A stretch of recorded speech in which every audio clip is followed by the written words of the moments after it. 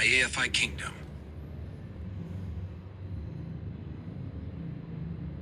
Forward, BlackCouchBooking.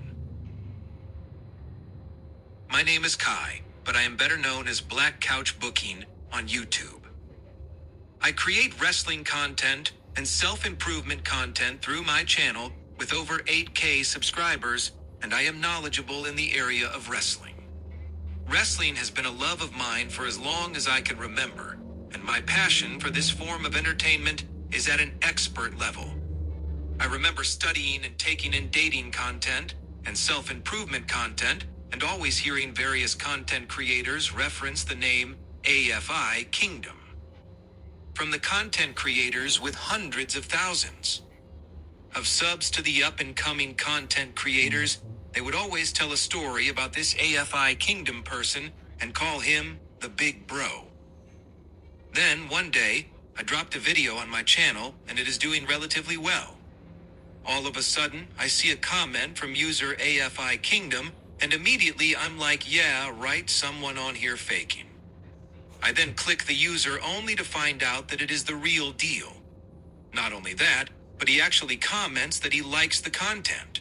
Not too long after, I receive a business message from the AFI Kingdom, and he wants to talk about wrestling with me on his platform, and I'm like, hell, yeah, let's make it happen. Once we finally meet, we click on our passion for wrestling and the psychology of the characters instantly. Mind you, I didn't even know this guy knew about wrestling, but he is also on an expert level.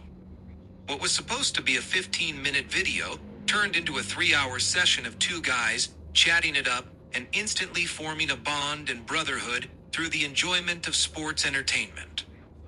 My love for wrestling took off after my pops ordered my first PPV for me, New Year's Revolution 2006. This would be where I also found my favorite wrestler Edge, and would be where I fell in love with the psychology aspect of wrestling, as this was also the first Money in the Bank cash in as well. From that point on, I was hooked and bought my first CD. John Cena, The Time Is Now. Fast forward, 2023, I decided I wanted to create a community and space for wrestling fans to connect and share ideas on fantasy booking. I create my YouTube channel and begin to upload videos every week and almost every day in my car with a $20 mic and some stock WWE images. I began to make traction and land on my first viral video, which reached 30K views. From that point on, I then reached 50K views on another video, then 20K, and so on.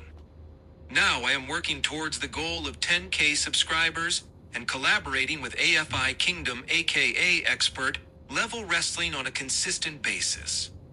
We are now also brothers, and I appreciate the cold game he gives to me all the time.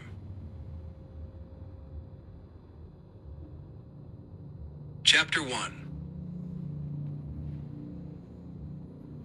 The influence / my introduction.